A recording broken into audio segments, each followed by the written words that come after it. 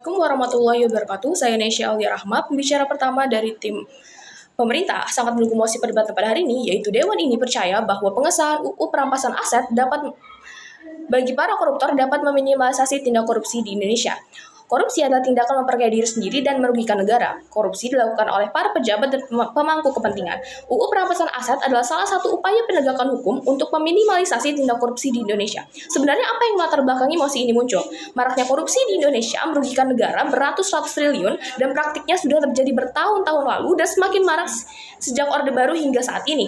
Hal ini dapat terjadi karena para pejabat tidak mempunyai alat pengawas yang cukup untuk menghindarkan mereka dari tindak korupsi. Korupsi berdampak sangat buruk karena uang-uang negara yang seharusnya digunakan untuk kemaslahatan umum malah masuk ke kantong pribadi. Dibutuhkan adanya UU yang mengatur tidak hanya terkait dengan lama masa tahanan para koruptor, tetapi juga harus ada UU yang menakuti para pejabat untuk melakukan korupsi karena kami percaya bahwa koruptor serakah sangat takut akan kemiskinan. Mekanisme dari mosi ini adalah satu, perampasan aset yang dilakukan selanjutnya perampasan aset yang telah dilakukan selanjutnya akan digunakan untuk kepentingan rakyat. Dua, perampasan aset yang akan dilakukan adalah aset-aset yang diperoleh dari hasil korupsi. Tiga, selain perampasan aset yang dilakukan, koruptor tetap akan mendapatkan sanksi tahanan dan denda sesuai dengan peraturan undang-undang yang berlaku. Melalui undang-undang perampasan aset, koruptor tidak akan punya kekayaan yang mereka idam-idamkan. Beban pembuktian dari mosi ini adalah pengesahan UU perampasan aset bagi koruptor akan mengurangi angka korupsi di Indonesia secara signifikan. Satu, kenapa hal ini dapat dijustifikasi? Korupsi adalah tindakan buruk yang merugikan negara. Koruptor yang mengambil hak masyarakat adalah pencuri dan secara moral pencuri seharusnya dan sepantas-pantasnya mengembalikan barang yang telah dia curi. Dalam hal ini adalah uang rakyat. Dengan UU perampasan aset, negara akan mengambil kembali seluruh hal yang seharusnya menjadi hak negara. Tanpa undang-undang perampasan aset, keluarga koruptor tetap bisa hidup nyaman dengan uang hasil korupsi yang telah berhasil dimanipulasi melalui money laundry. Dan hal ini adalah sebuah ironi karena koruptor mengambil uang yang seharusnya digunakan untuk kepentingan rakyat yang kelaparan, yang terjerat kemiskinan, malah digunakan untuk kepentingan pribadi dan diambil untuk kepentingan pribadi. Maka kami percaya bahwa undang-undang perampasan aset akan menciptakan dunia yang lebih ideal karena sekurang-kurangnya para koruptor juga akan mengalami kesengsaraan yang sama.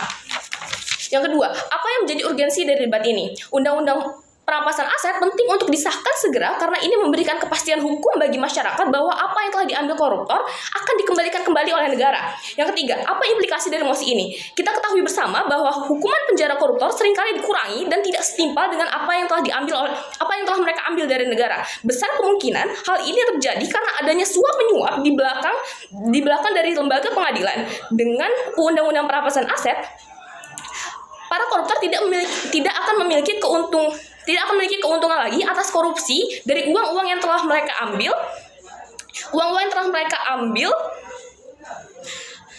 Dan uang-uang yang telah mereka ambil akan kembali lagi ke negara, sehingga dia tidak memiliki kemampuan untuk dalam tanda kutip membayar proses pengadilan dan untuk meringankan beban dari tahanan mereka dan denda yang harus dia bayar. Dan dia akan mendapatkan hukuman penjara yang jauh lebih berat dibandingkan dengan dia yang dapat membayar para jaksa di pengadilan dan para hakim di pengadilan untuk bisa mendapatkan hukuman yang lebih ringan. Bagaimana efektivitas dari kebijakan UU perampasan aset ini?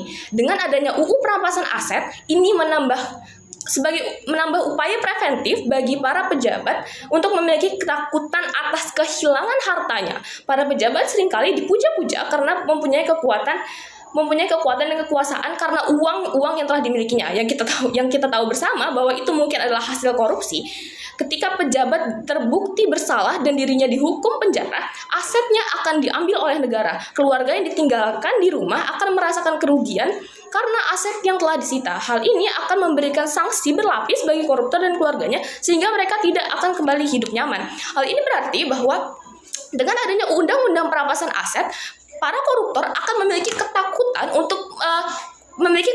untuk melakukan korupsi karena selain dia harus menanggung masa tahanannya, selain dia harus membayar denda, ternyata dia juga tidak punya uang dari hasil yang sudah dia korupsi karena uang-uang yang telah dia korupsi akan dirampas kembali oleh negara dan akan digunakan untuk kesemakmuran rakyat.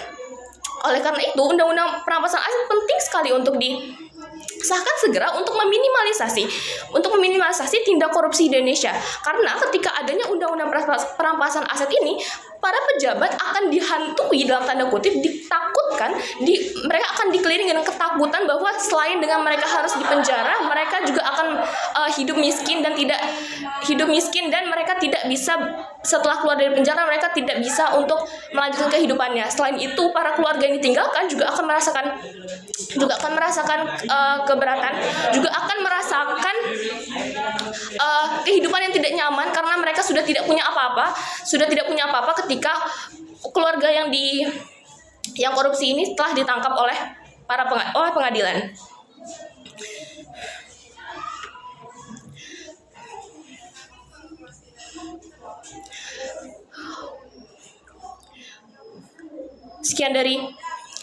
Sekian dari penyampaian argumentasi dari saya.